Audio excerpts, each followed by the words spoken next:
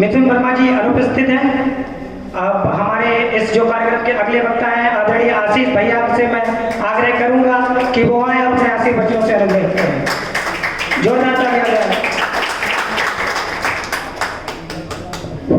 धन्यवाद भानु।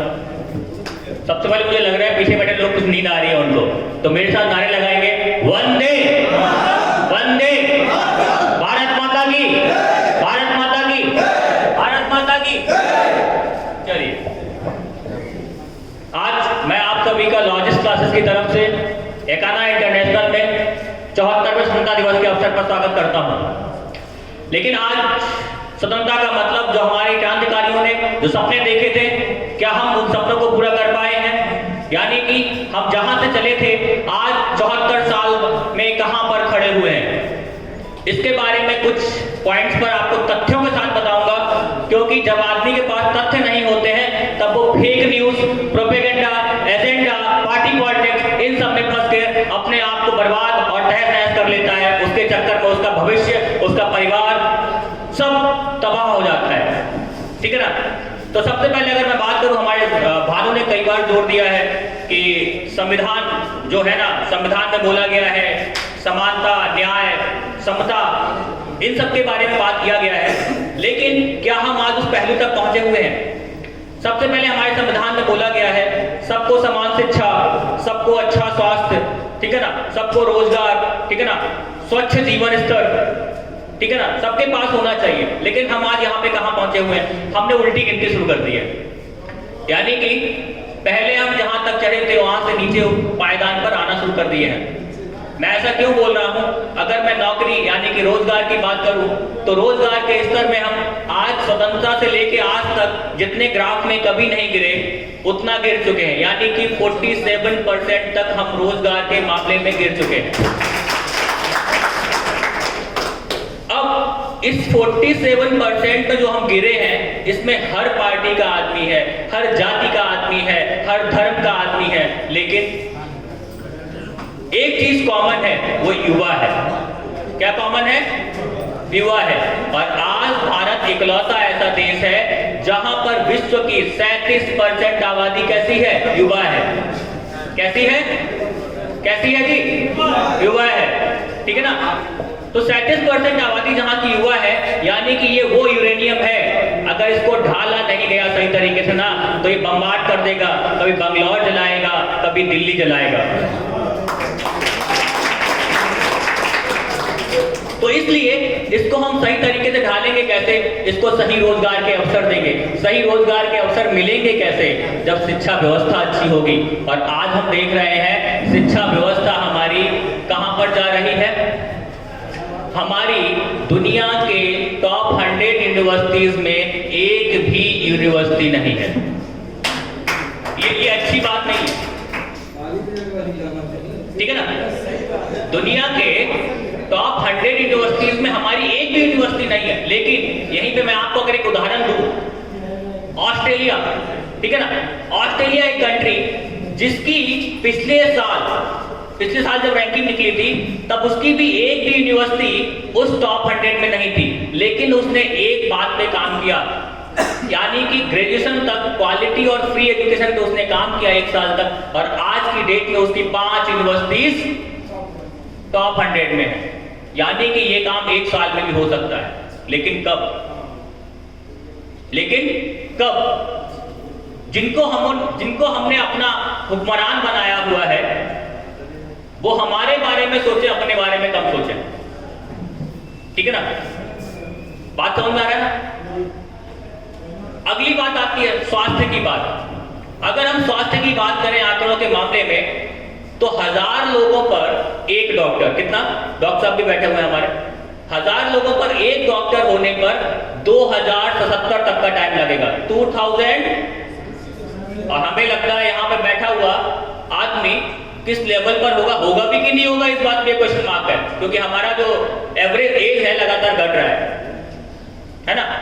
यानी कि अगर हम 74 साल में अगर 1000 लोगों पर एक डॉक्टर उपलब्ध कराने के पड़ाव पर नहीं पहुंच पाए हैं, तो कोरोना एक एग्जाम्पल है। उसने हमें आईना दिखाया है कि जी जाग जाइए, वरना ऐसी निद्रा में सो जाएंगे कि कभी उठ नहीं पाएंगे।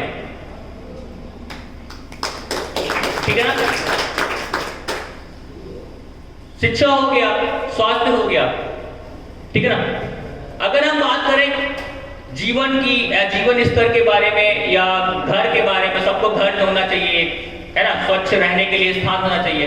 अभी आपने देखा होगा कोरोना महामारी के चलते धारावी, बॉम्बे, दिल्ली, पता नहीं कहां से कितना लाख मजदूर अपने अपने घरों से या जहां पे तंबू डाले हुआ था, जहां पे पड़ाव डाला हुआ था, वहां से बाहर आ गया। क्यों बाहर आ गया?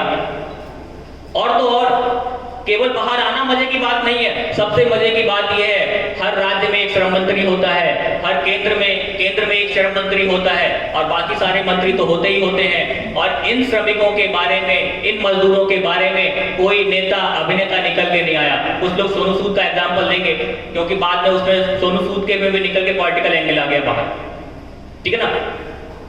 तो हमने अभिनेताओं को जिम्मेदारी नहीं दी है कि आप आइए इनके बारे में प्रचार कर दिए। वो प्रचार क्यों कर रहे हैं? उन्होंने तो करोड़ों ले लिए बैकडोर से, ठीक है ना? उन्होंने तो करोड़ों ले लिए हैं, लेकिन आपका साइकोलॉजी, आपका मनोविज्ञान, ठीक है ना, आपकी मेंटल पावर, सबको उन्होंने 30 सेकंड, 1 मिनट, 2 सेकंड के विज्ञापन में सारी कैप्चर कर ली हुई है। अब ये हमको सोचना पड़ेगा कि हम किस पड़ाव पर खड़े हैं, ये हमारे लिए अच्छा है या खराब है। अभी कई बार बात आई, भानु ने भी बात की, विजय ने भी बात की, गौरव ने भी बात की कि हम अभिव्यक्ति की स्वतंत्रता के मामले में बहुत पीछे हो गए। अगर हम इसको आंकड़े में बात करें, मैं आपको तथ्यों के साथ बताता हूं। 2014 में हम प्रेस की स्वतंत्रता के मामले में, यानी कि प्रेस की स्वतंत्रता का एक इंडेक्स निकलता है, ठीक है ना, कि मतलब आपके यहाँ की प्रेस या मीडिया कितनी स्वतंत्र है अपनी बात को निष्पक्ष तरीके से रखने के लिए। तो हम 2014 में 136वीं रैंक पे थे। 193 देशों में 136वीं रैंक पे थे, यानी कि 100 से भी बाहर। उसके एक साल बाद फिर 2 गिरे, 138 हो गए। उसके 2 साल बाद, 1 साल बाद फिर गिरे, 140 हो गए, और आज हम 146वीं रैंक पे खड़े हुए हैं। कितनी गिरावट आई? कितने रैंक की गिरावट आई? 10 की गिरावट आई ना। ये 10, अब मेरे से कल बात हो रही थी, शायद गौरव से ही बात हो रही थी, ठीक है ना? कल बात हुई कि सर मीडिया खराब हो गया है, मीडिया बिगड़ गया है, मीडिया डाउन हो गया है। नहीं जी, मीडिया हमारे लोकतंत्र का चौथा स्तंभ है। कितना? चौथा। उससे पहले के 3 स्तंभ और हैं, विधायिका, कार्यपालिका और न्यायपालिका। जब ये तीनों तहस नहस और ढह गए, उसके बाद चौथा स्तंभ गिरना शुरू हुआ, ठीक है ना? तो हमको जानना होगा, पहचानना होगा कि हमारा एक डेमोक्रेटिक कंट्री होने के नाते, एक लोकतांत्रिक देश होने के नाते, हमारा अधिकार केवल एक वोट डाल के नीली स्याही लगवाना नहीं होता है। हमारा मकसद होता है कि लोकतंत्र का मतलब है आप क्रॉस चेक एंड बैलेंस करें। जो हो रहा है क्या आपके हित में हो रहा है? जो हो रहा है क्यों किया जा रहा है, इसके पीछे की वजह क्या है, ठीक है ना? इस सबको क्रॉस चेक करिए। क्यों? मीडिया ने आपको खबरें देना बंद कर दिया है। आप देख रहे होंगे, लगातार मैं देख रहा हूं, मैं तो टीवी बहुत कम देखता हूं, 4-5 साल हो गए टीवी मैंने देखी भी नहीं होगी, ठीक है, लेकिन खाना खाते हुए चलते फिरते झलक मिल जाती है मुझे। तो मैं देख रहा हूं सुशांत सिंह को जिंदा किया जा रहा है मर के, मतलब लगातार 7-8 दिनों से सुशांत सिंह की मौत को मुद्दा बनाया जा रहा है। सोचा कभी क्यों? बिहार का चुनाव है, राजपूत बंदा है, वहां पर भूमिहारों का बहुत वोट है, इसलिए। आपको किसी ने बताया? आपको किसी ने बताया कि कितना आदमी बेंगलोर में मर गया दंगे में, और उसकी वजह क्या रही? और दंगों की बात से याद आया, दंगों की बहस पे करते करते टीवी पे दंगे कर लेते हैं प्रवक्ता जो आते हैं, और कांग्रेस के प्रवक्ता राजीव त्यागी जैसे बंदे को हार्ट अटैक आ जाता है उस मीटिंग में, ठीक है ना? तो मीटिंग या हम आपको, मैंने आपको जो बातें बताई तथ्यों सहित बताई है। आप जो टीवी पर देख रहे हैं, जो बातचीत हो रही है, जो वार्तालाप हो रही है, वहां पर आपको कोई इंफॉर्मेशन मिल रहा है क्या? आपको कोई सूचना मिल रहा है ना? अपने आप से पूछिए कि आप जब टीवी देख रहे हैं आपको कोई सूचना मिली क्या? अगर आप उस 3 घंटे, 1.5 घंटे, 2 घंटे की डिबेट को समराइज करें, क्या कुछ पॉइंट्स बनते हैं या सिर्फ हिंदू मुस्लिम निकल के आता है ना? इसी बात से मुझे याद आया, राहत इंदौरी जी नहीं रहे, आखिरी उनका शेर कहता हूं और आप पे छोड़ता हूं। सभी का खून है शामिल यहाँ की मिट्टी में, आगे किसी के बाप का हिंदुस्तान थोड़ी।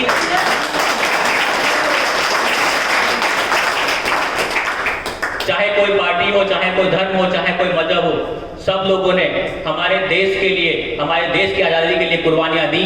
अपने उस वक्त उन्होंने अपने विवेक, ज्ञान और सामर्थ्य जो कर पाया वो किया। आज हम वर्तमान में खड़े होकर भूतकाल की चीजों पर अपने पॉलिटिकल एंगल से एनालाइज करेंगे, गांधी और नेहरू को गालियां देंगे? ये किस संविधान की बात है? हमारे संविधान में लिखा है ना मूल कर्तव्यों में कि हम अपने महापुरुषों का सम्मान करेंगे। तो महापुरुषों का सम्मान होता है कि केवल एक पार्टी या किसी एक व्यक्ति के संबंधित चीजों का समर्थन नहीं करेंगे, केवल समर्थन उनका करेंगे जिन्होंने देश के लिए कुछ किया है, क्योंकि देश हमारा सबसे ऊपर है। जय हिंद, जय भारत।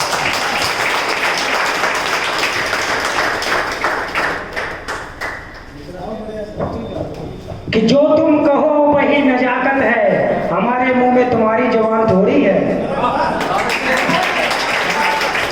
जैसा कि भैया ने काफी फैक्ट पर बात की और कई सारे अनछुए मुद्दों को छुआ, और जैसा कि भैया ने बताया कि हमारे देश में 1000 लोगों पर एक डॉक्टर है, और अगर आंकड़े देखे जाएं और भी कई चौंकाने वाले हैं। भारत में प्रत्येक वर्ष 50 लाख लोगों की डेथ चिकित्सा सेवा ना मिल पाने की वजह से होती है।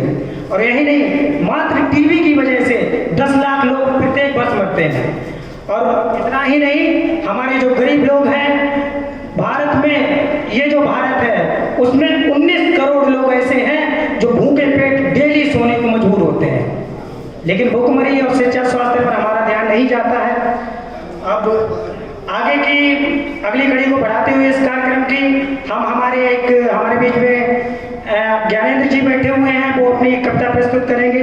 आइए, आपका बहुत बहुत स्वागत है, इनका स्वागत करें कृपया तालियां बजाकर।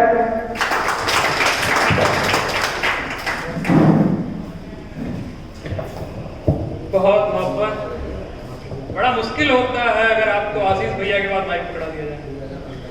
कसम से बोलना मुश्किल पड़ जाएगा, क्योंकि वो इतने फैक्ट, इतनी जानकारियाँ, इतने सत्य आपके सामने रख देते हैं कि फिर आपके पास बोलने को बहुत चीज़ें नहीं बच जाती।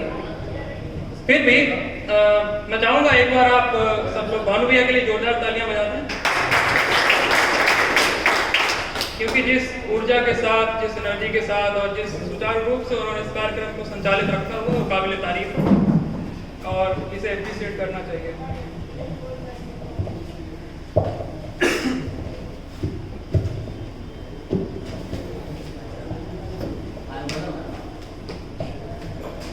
स्वतंत्रता दिवस की खूब सारी शुभकामनाएं, खूब बधाइयां। जिस जमीन के बारे में कभी किसी शायर ने कहा था, शहीदों की जमीन है जिसको हिंदुस्तान कहते हैं, ये बंजर हो के भी बुज़दिल कभी पैदा नहीं करती। मैं आज उसी जमीन, उसी मुल्क की बेहतरी की दुआ करता हूँ। और इकाना इंटरनेशनल लॉजिक्स क्लासेस की तरफ से आज ये कार्यक्रम आयोजित हुआ है। मैं दोनों के संयोजक और संचालक महोदयों को बधाई देना चाहता हूँ। यहाँ पे सनी भैया, शिवम गुप्ता भैया, रजत भैया, मेरे बड़े भैया जयंत यादव, आप सभी का बहुत बहुत आभार। आपके सामने 4 बातें रखने का सौभाग्य मिला, मैं कृतज्ञ रहूँगा। यहाँ सामने कृष्ण मंदिर है और शिक्षा का पवित्र आंगन। तो धर्म और ज्ञान के इस साझा कार्यक्रम के जो अध्यक्ष महोदय हैं, मैं उनसे औपचारिक शुरुआत की मांग करता हूँ। धन्यवाद। आज सुबह एक शेर दिखा, स्वतंत्रता संग्राम सेनानी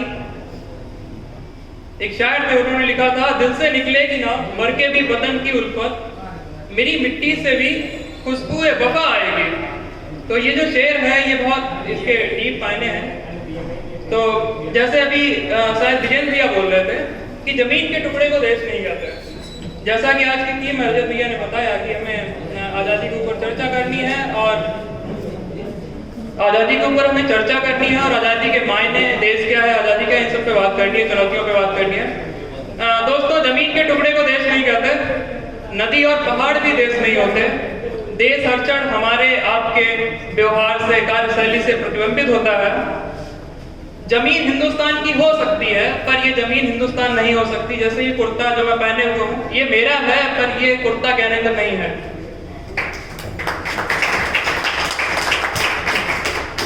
स्वतंत्रता या आज़ादी इनके बहुत बारीक और अंदरूनी चीजें हैं, लेकिन जब हम आज के सापेक्ष में इन्हें देखेंगे तो हमें देखना होगा कि न्यायपालिका, कार्यपालिका, विधायिका, मीडिया स्वतंत्रता पूर्वक अपना कार्य कर पा रहे हैं, अपने कर्तव्यों का निर्वहन कर पा रहे हैं या नहीं कर पा रहे हैं।